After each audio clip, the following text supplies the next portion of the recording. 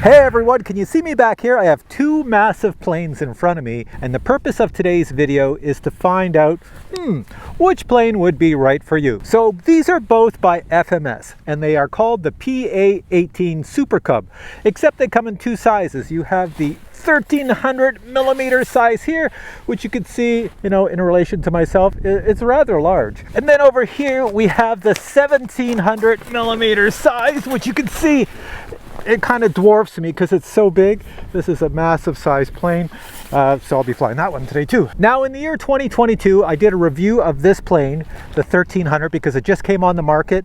And I will tell you right now, this plane and this plane, they're both so popular that they're usually always out of stock. Everybody buys these planes because they're at a really good price and you get an awful lot for your money. So the story is this. This 1700 was the plane FMS had out for a long time. Super popular. They kept selling out of it. But people kept asking for a smaller size that they could fit in their car. Although the wings come off this, you can disassemble it and put it in a small car, no problem.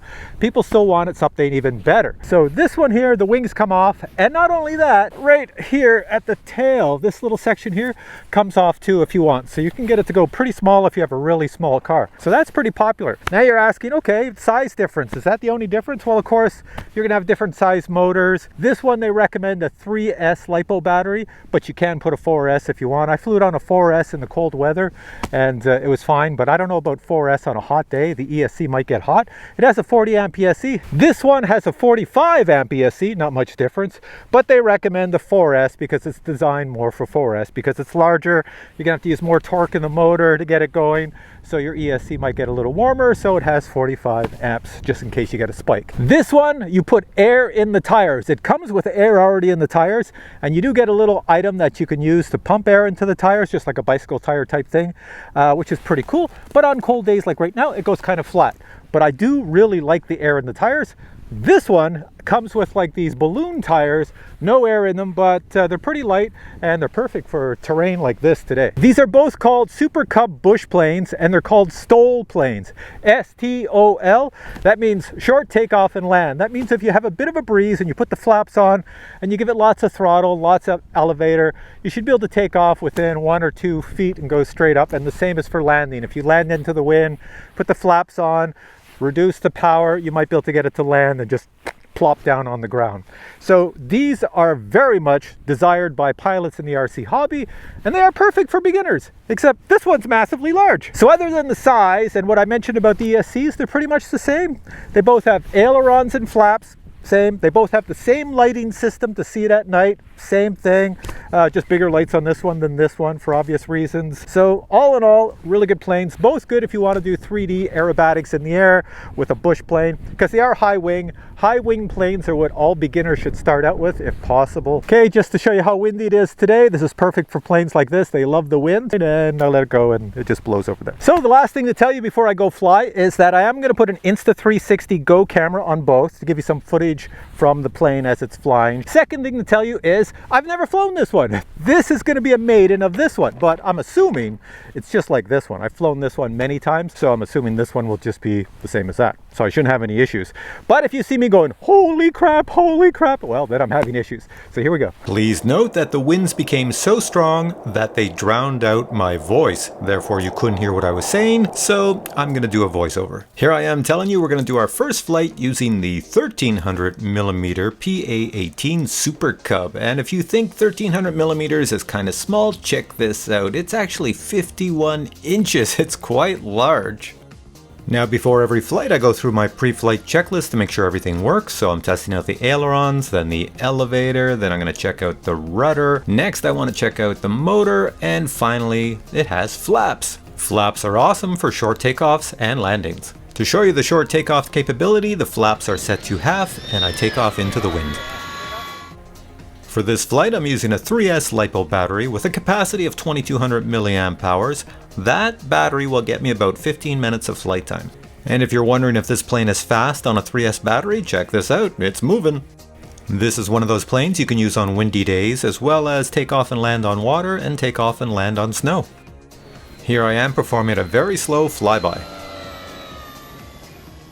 Now because this plane can fly in all conditions, and it can fly slow and fly fast, and it can also take off and land in all types of areas, it's rated as one of the best bush planes you can buy. Now my plan is to demonstrate a STOL landing. That means I'm going to fly forward, put the flaps on, and let it sort of fall out of the sky onto its wheels. Let's see what happens. The plan is to get it to land and not stall and tumble out of the air. Everything is looking good, it's coming down, I'm bringing it almost to zero forward, and I bounce all over the place with the wind and flip upside down. As I come over to retrieve the plane, you can see the flaps are on full. Everything looks good, no damage, these planes are super hardy.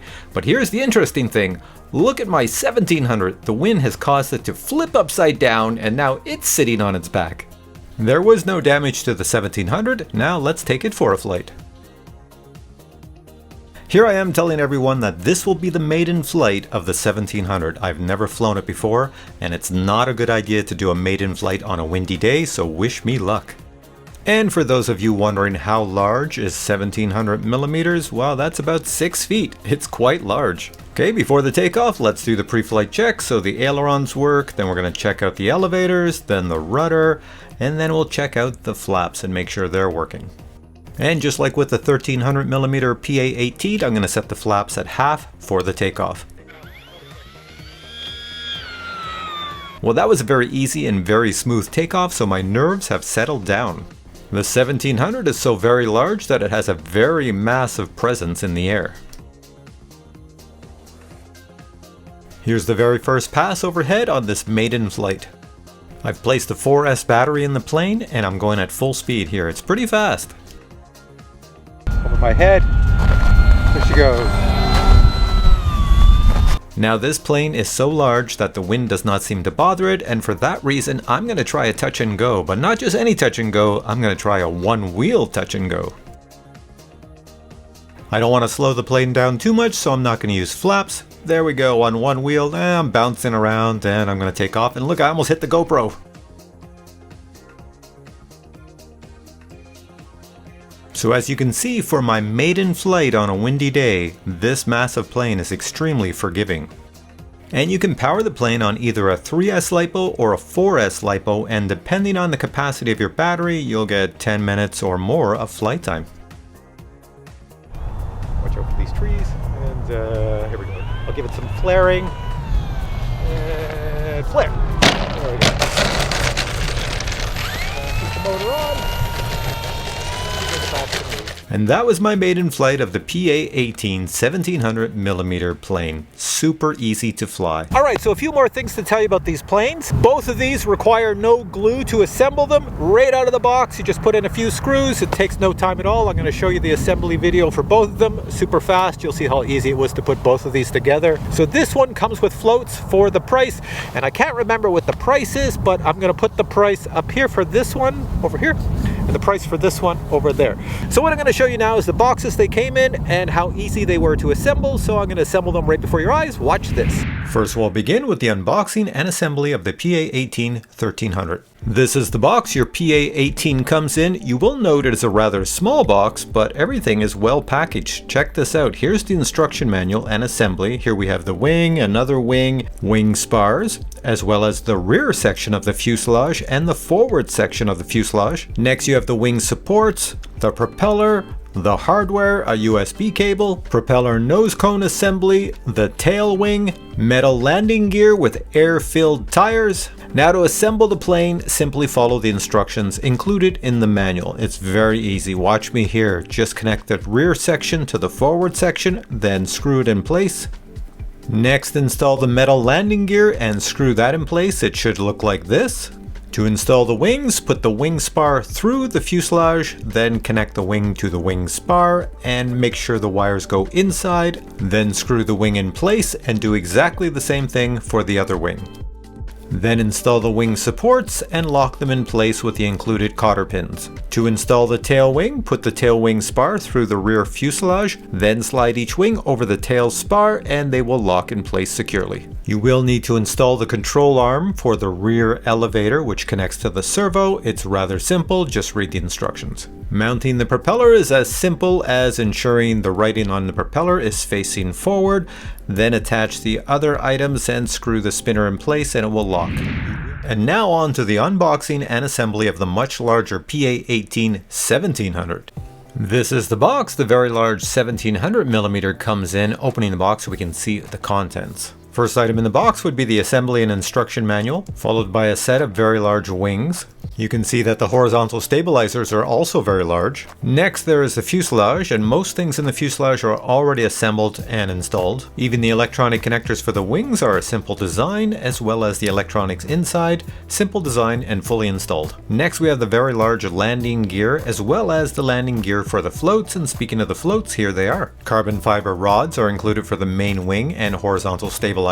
Next we have the propeller and propeller assembly, including nose cone, as well as a USB-C cable in case you want to adjust the reflex system. To assemble the plane, simply install the landing gear in place with the included fasteners. When it's done, it looks like this. Next, pass the carbon fiber spar through the fuselage, then install a wing on either side, ensuring that it fits snugly, then attach the two screws to hold it in place permanently. The wing supports are just snapped into place as well as screwed into place. Next, take the smaller carbon fiber spar, pass it through the rear of the fuselage, and then install the two horizontal stabilizers and screw them into place. Now locate the servo rod, and then you're going to connect it to the elevator as well as the servo. The final item to assemble would be the propeller assembly. First, install the base plate, then install the propeller, make sure the writing on the propeller is facing forward, then lock it in place with the nut, then put the nose cone over top and screw it in place. I will say once again, these planes are so popular, they're often out of stock. So if you can find one, get one, because if you go, I don't know, the next day you look, they're probably out of stock. So I'll put links below to different stores that have them. All right, guys, hope you enjoyed this video. If you did, please give it a thumbs up, and I'll catch you in a future video with many more reviews. Until then, I say bye.